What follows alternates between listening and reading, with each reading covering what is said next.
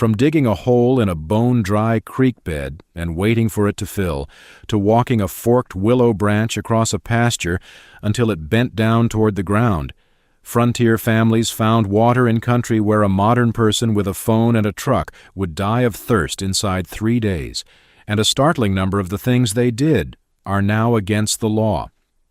Catching the rain that falls on your own roof has been restricted in parts of the American West. Digging your own well without a permit will get you fined in most states. Taking water out of the creek behind your house can be a violation of somebody else's legal right, even if you own both banks. But before any of those rules existed, a family had to find water or leave. These are 25 ways they did it. One thing up front. Forbidden here mostly means regulated. Western water law is genuinely strict, and it exists because the fights over water out there got ugly enough to shoot people over. A few of these methods are also just unsafe by modern standards, and where that is true, it will get said plainly. This is a history video, not a how-to. Number 1. Reading the trees. Before anybody dug anything, they looked at what was already growing. Certain plants cannot live away from water, and they announce it from a mile off. A line of cottonwoods running across an empty plain means there is a stream there, or a stream bed with water still moving under the gravel, because a cottonwood cannot survive with a deep water table. Willows mean the same thing, and mean it even more strongly. Rushes, cattails, sedges, and a suspiciously green patch of grass in a brown landscape are all telling you the same story. Frontier travelers navigated by this.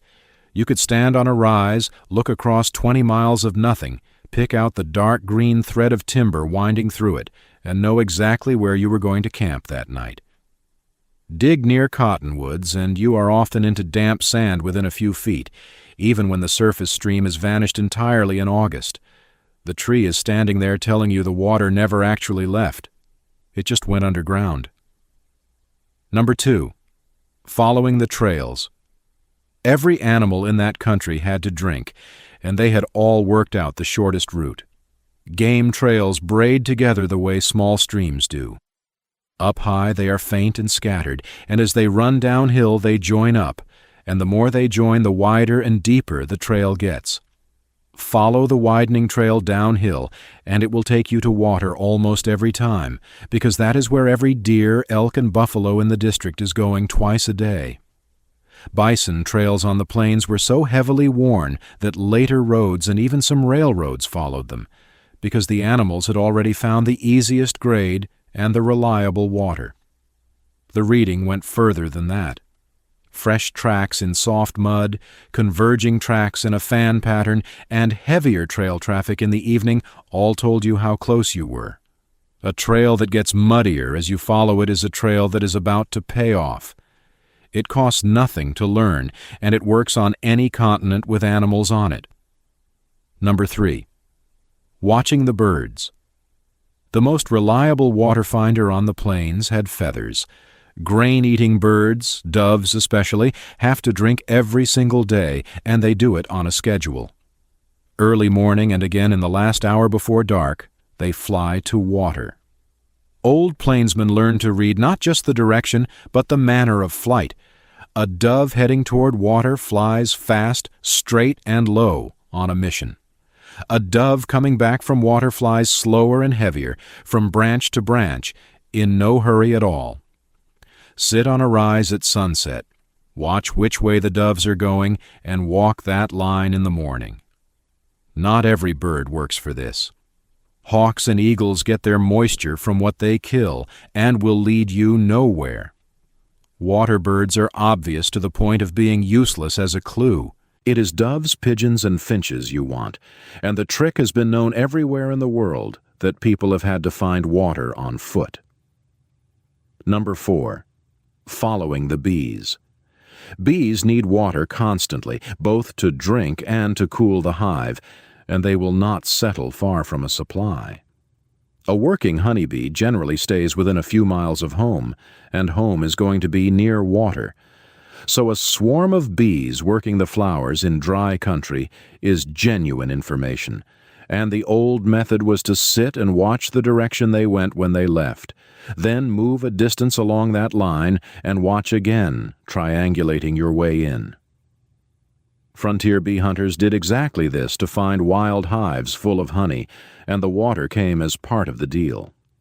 Ants will do it too in some country, particularly columns of ants running up a tree trunk, which can indicate a hidden pocket of water in a hollow. Flies also cluster near moisture, and a sudden crowd of them in dry country is worth investigating. Insects are not going to lead you to a lake, but when you are down to guessing which direction to walk, a line of bees is a good deal better than a coin toss. Number 5. Digging the outside bend of a dry wash. Here is the one that saved the most lives, and it is pure river physics.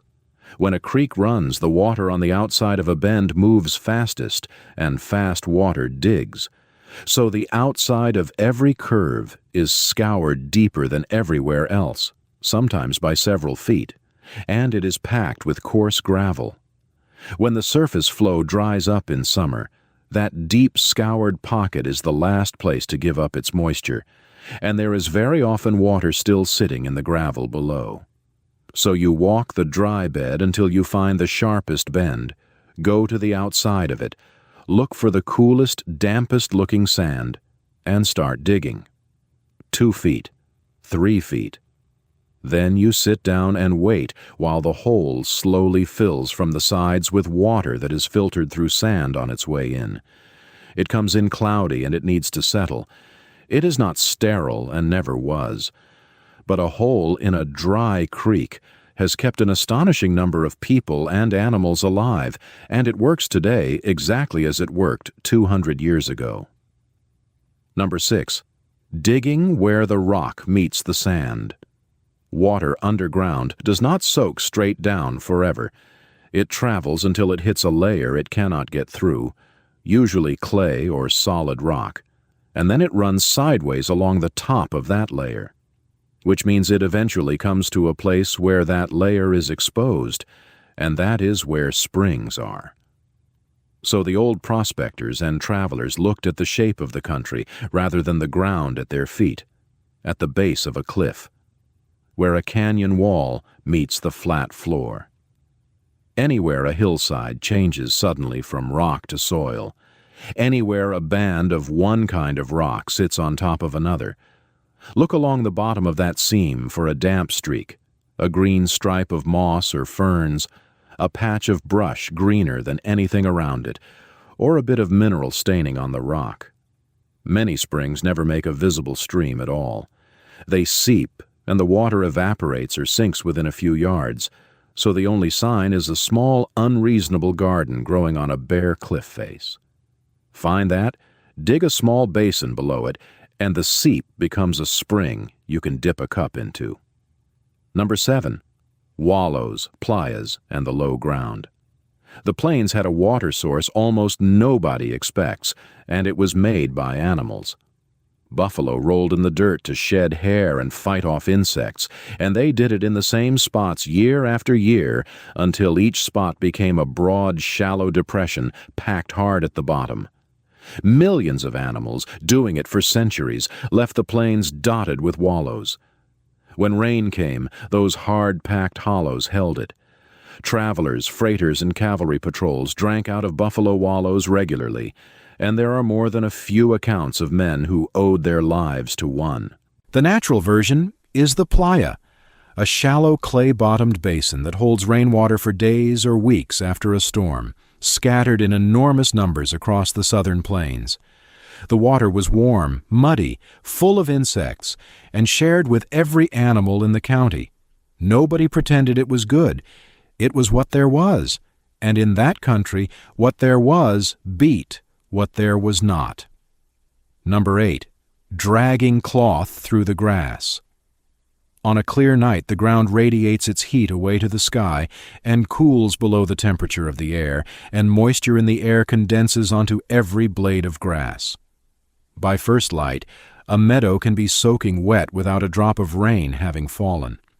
So people collected it, A clean cloth, a shirt, or a bundle of grass tied to the ankles, dragged through the growth at dawn, comes back saturated. Wring it into a pot and go again. It is slow, patient, unglamorous work, and the return is modest. But a person working steadily through the first hour of daylight can gather a genuinely useful amount, and it is clean, and it costs nothing but getting up early. Shepherds and herders across the dry parts of the world have done this for thousands of years. The variation is to hang cloth or brush overnight where the air moves and collect what condenses on it. Dew is the water source people forget entirely because it disappears an hour after sunrise and takes the evidence with it. Number 9. Snow and why you never eat it. In winter, the problem flips completely. There is water everywhere, and it is all in the wrong state. Every experienced traveler in cold country knew the rule, and it was taught hard. Do not eat snow. It seems obvious and free, and it is right there in your hand. But melting snow inside your body costs you an enormous amount of heat. Filling your stomach with snow is a fast way to start pulling your own core temperature down, and a cold, tired person doing that repeatedly is heading somewhere very bad. So it went in the pot, or into a container held inside the coat, or into a bag hung near the fire. The other half of the lesson was efficiency. An empty pot of snow set on a hot fire will scorch and taste burnt, so you start with a little water in the bottom and add snow to it. Ice melts far faster than snow for the same amount of water, so where there was ice, they took ice. Freezing to death while surrounded by water is one of the crueler jokes of winter, and that rule about the snow is what stood between a lot of people and it. Number 10. The rain barrel and the first flush. For an enormous number of families, the roof was the water supply. Gutters ran the rain off the house into wooden barrels at the corners, and that soft rainwater was prized above well water for washing hair, doing laundry, and making soap, because it has no minerals in it, and lathers beautifully. The part people forget is the technique.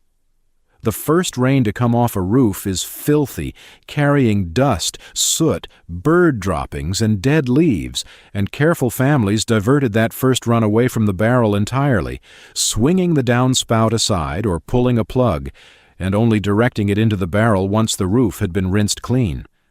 A cloth or screen over the top kept the mosquitoes out, and everybody knew a barrel left open bred them. That first flush trick is still standard practice in modern rainwater systems, and here is where it becomes forbidden. Under the water law of several western states, rain falling on your roof was legally considered part of the stream system downhill, and collecting it in a barrel was a violation of somebody else's water right. Colorado only legalized household rain barrels in limited numbers within the last decade. Number 11. The cistern under the house. The serious version of the rain barrel was not a barrel at all. It was a room. A cistern is a large sealed tank built of brick or stone and plastered smooth inside, dug into the ground beside or underneath the house, and fed from every gutter on the roof. A good one held thousands of gallons, and in parts of the South and the Midwest where wells were difficult or the groundwater tasted of sulfur, the cistern was the household's entire supply. They were built with a settling chamber, so incoming water sat in a small compartment and let its sediment drop before passing through into the main tank, sometimes through a wall of charcoal and sand. Underground in the dark, the water stayed cool and stayed sweet for months. It was drawn up with a bucket or a small hand pump in the kitchen. Thousands of these are still sitting under old American houses, sealed and forgotten, and they are quietly one of the best pieces of household engineering the 19th century produced.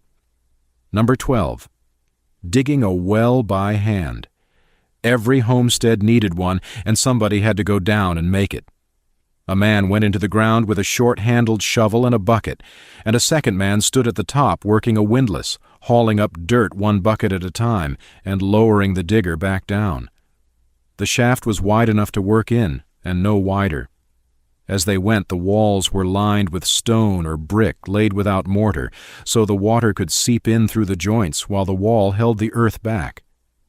Some of those wells went down 30 feet. Some went down well past 100. It was among the most dangerous work in rural America. Shafts collapsed on men. Buckets and stones fell from the top onto a person who had nowhere to go. And the invisible killer was gas, because carbon dioxide and other heavy gases pool in the bottom of a shaft where a man cannot smell them, and he simply stops being able to breathe. The old test was to lower a lit candle first. If the flame went out, nobody went down. Today, hand-digging a well is illegal in most of the country without a licensed driller and a permit, and every one of those rules was written in the blood of somebody at the bottom of a hole. Number 13, water witching.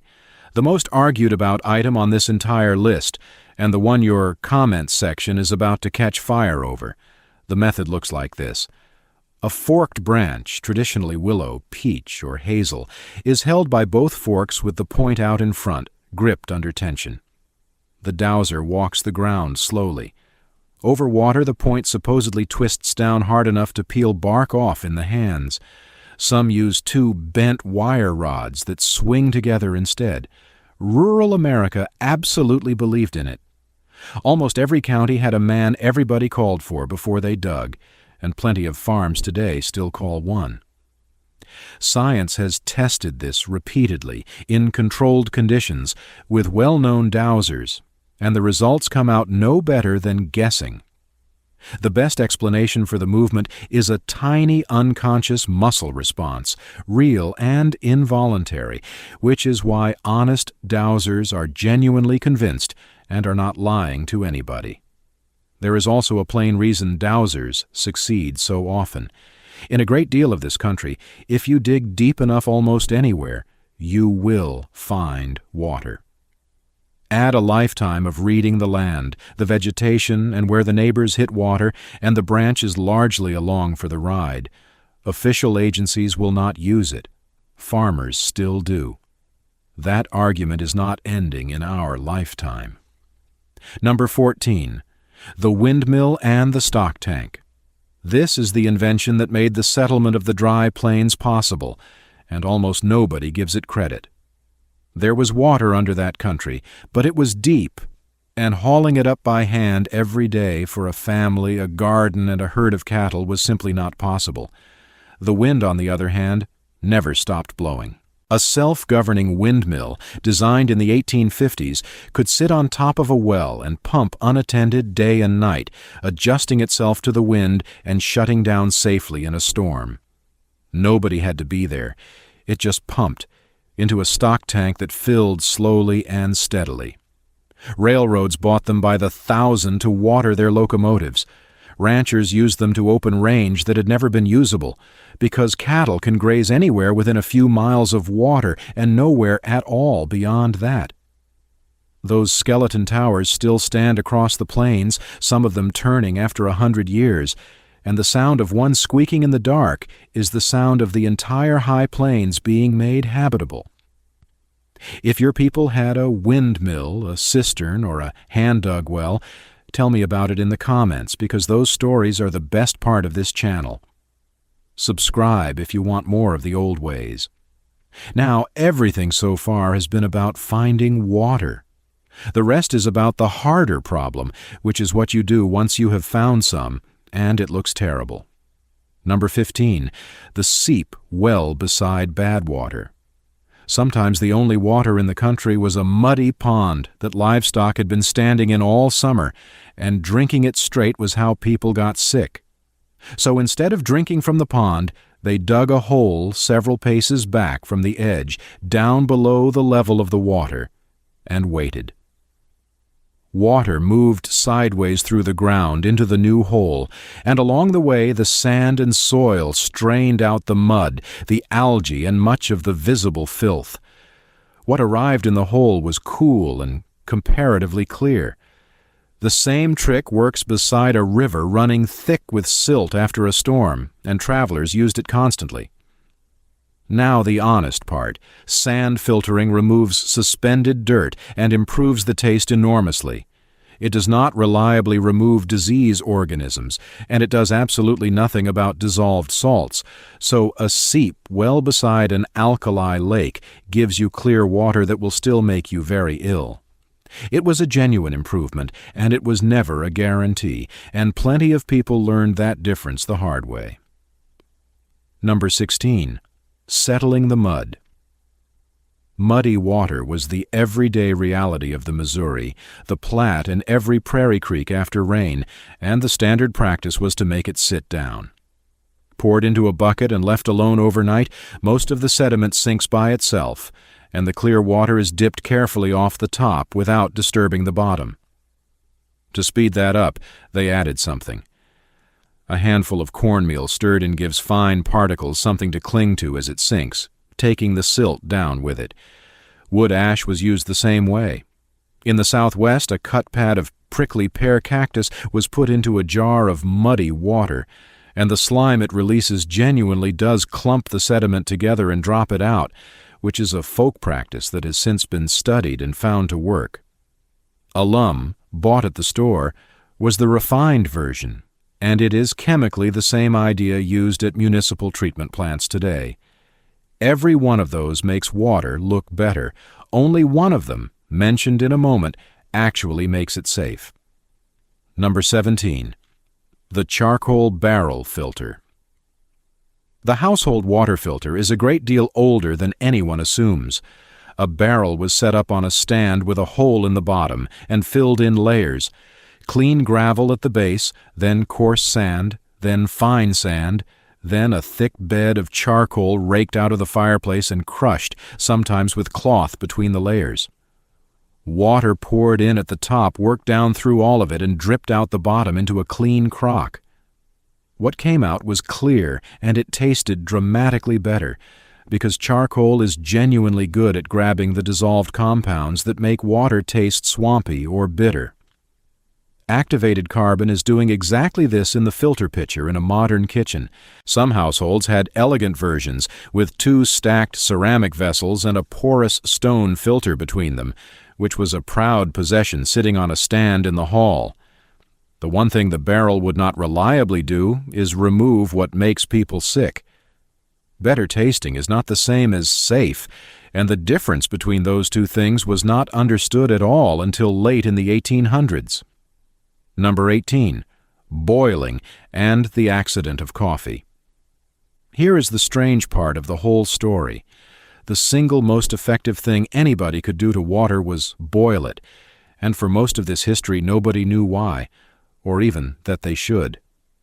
Germ theory did not take hold until the second half of the 1800s. Before that, bad water was blamed on bad air, on swamp vapors, on the wrong kind of soil, and yet enormous numbers of people were saved anyway, by habit rather than knowledge. Frontier families drank coffee constantly. Britain and its colonies drank tea by the gallon. Broth, stew, and boiled potatoes at every meal. Every one of those things involves bringing water to a boil first.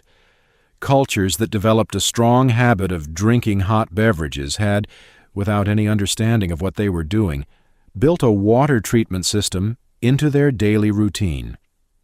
The trail rule that eventually got written down was blunt. If you did not see the spring come out of the ground, boil it. And a rolling boil is still the fallback that every emergency agency on Earth recommends when the tap goes bad. Number 19. Small beer and cider. For centuries, in towns where the water genuinely could not be trusted, the safe drink was mildly alcoholic, and it was served to everyone. Small beer was brewed weak on purpose, low enough in strength that a working man could drink it all day and stay clear-headed. Farm families made hard cider by the barrel every autumn, in quantities that sound alarming now, and it was the ordinary table drink through the winter. Children drank both, watered down. That was not neglect. It was the safest liquid in the house. It worked for two reasons. Brewing involves boiling the water, and the small amount of alcohol and the acidity discourage anything from growing in the barrel afterward. What ended it in America was a combination of the temperance movement and, more importantly, clean municipal water arriving in the cities. Once the tap was genuinely safe, the reason for the barrel disappeared, and within 2 generations the entire practice looked like a moral failing rather than what it actually was, which was public health. Number 20. Switchel. Cold water is a poor drink for a man cutting hay in July, and everyone in farm country knew it. So they made switchel, also called haymaker's punch. Water, cider vinegar, molasses or maple syrup, and a good hit of ground ginger, mixed in a jug and hung in the well or the spring to cool. That jug went out to the field and got passed along the line all afternoon. Look at what is actually in it. Sugar for energy. Vinegar and molasses supplying potassium and other minerals, which is exactly what is pouring out of a man in his sweat. Ginger to settle a stomach and make the whole thing drinkable. The tart flavor also does something plain water does not, which is make a person keep drinking when they are past the point of wanting to. That is a sports drink. It was mixed in a stoneware jug on American farms a century and a half before anybody thought to sell one in a plastic bottle. Entirely legal, mostly forgotten, and genuinely good on a hot day. Number 21. The olla and the wet canvas bag. Keeping water cool in a 100-degree country, with no ice for 1,000 miles, was solved with a trick that looks like magic, and is only physics. An olla is a jar of unglazed porous clay. Fill it with water, and a small amount continuously seeps through the clay to the outer surface and evaporates. Evaporation takes heat with it, and the water inside gets noticeably colder than the air around it. Hang it in the shade where a breeze can reach it, and the effect gets stronger. The same principle gave us the canvas desert water bag, which hung off a wagon and later off the front bumper of every car crossing the Southwest. It sweats through the canvas, the airflow of travel speeds up the evaporation, and the water inside stays cold while the whole vehicle bakes. People assumed the bag leaked because it was old. The leak was the entire point. The same idea, one clay pot inside another with wet sand between them, is used today to keep food from spoiling in places with no electricity, and it works just as well now as it did then. Number 22. The silver coin and the copper kettle. Drop a silver dollar into the milk crock or the water pail, and it will keep longer. That was old kitchen wisdom across the country, and it sounds exactly like superstition. It is not entirely superstition. Silver genuinely does kill bacteria on contact, and so does copper, and it is a real and measurable property that has been studied at length. Hospitals have gone back to copper alloy door handles and bed rails for precisely this reason. Silver compounds were standard in wound dressings for a long time and are still used on burns. The catch is scale. A single coin in a large pail is a small surface area against a lot of water, so what it does is slow things down at the margins rather than make bad water safe. Storing water in copper vessels has been done in India for centuries, and there is real research supporting the practice. What makes this one worth including is that it is a piece of folk wisdom that turned out, unlike so many on these lists, to have genuine science behind it. Our great-grandparents were not always guessing. Number 23, carrying it and keeping it. Finding water is one problem. Moving it across 60 miles of dry country is another, and it drove some clever work. Wooden barrels and kegs were the backbone, and they were built to a principle most people have forgotten. A wooden barrel that has dried out will leak everywhere, and the fix is to fill it and wait, because the wood swells and seals itself tight within a day. Gourds were grown specifically for the purpose, dried and hollowed, and they are light and effectively free. Hunters use the animal itself. The paunch or the bladder of a large animal, cleaned and dried, makes a light waterproof bag, and native peoples across the plains carried water this way for thousands of years. A leather bag lined with pitch did the same job. Wagons crossing the dry country hung barrels on the sides and filled everyone before leaving good water, and a family had to know how much they had, how far the next water was, and how much the animals would drink, because the animals drank vastly more than the people did. Get that arithmetic wrong once, in the wrong place, and it was fatal. Number 24. Alkali water. Now the killer. This is the one that filled the graves along the western trails. Across the Great Basin, parts of Wyoming, Nevada, and the desert Southwest, there are ponds and springs loaded with dissolved mineral salts. They look like water. Sometimes they look better than water, sitting bright and still with a white crust ringing the edges like frost. Drinking it causes severe cramping, vomiting, and violent diarrhea, which in a place with no other water means the person dehydrates faster than if they had drunk nothing at all. It killed people, and it killed oxen and horses by the thousand, and emigrant diaries along the trail west are full of the bloated carcasses left beside those pools. The rules got passed along in every guidebook and around every campfire. Water with a white ring around it is poison. Water with no green plants growing at the edge is poison. Water that no birds and no insects will go near is poison. Water that tastes soapy or bitter, spit it out. Travelers tried vinegar as an antidote, which did essentially nothing. Boiling does not help. Filtering does not help. The salts are dissolved, and nothing available to a family in a wagon could take them out. Number 25. Ration your sweat, not your water. The last one is not a trick at all. It is the rule that everything else hangs on, and getting it backward killed people who were carrying plenty of water at the time. The instinct in dry country is to save what you have. Take small sips. Make it last. People have been found dead of dehydration with water still in the canteen because they were saving it for later. Water sitting in a container is doing nothing for you. Water inside you is doing everything. Your body cannot store it up for the afternoon, so drinking when you are thirsty is not indulgence. It is the whole point of carrying it. What you actually ration is the loss. That means moving in the early morning and the evening and lying up in shade through the worst of the heat, which is why so much desert travel happened at night. It means walking at a pace you can hold without soaking your shirt. It means keeping covered, because bare skin in desert sun loses moisture faster than covered skin, which is why people who live in deserts wear loose robes rather than less clothing. It means keeping your mouth shut and breathing through your nose and not talking any more than you have to. Drink the water. Guard the sweat. Every experienced traveler in that country knew it, and the ones who forgot it are still out there. What ties all 25 of these together is a habit of attention that has almost completely disappeared.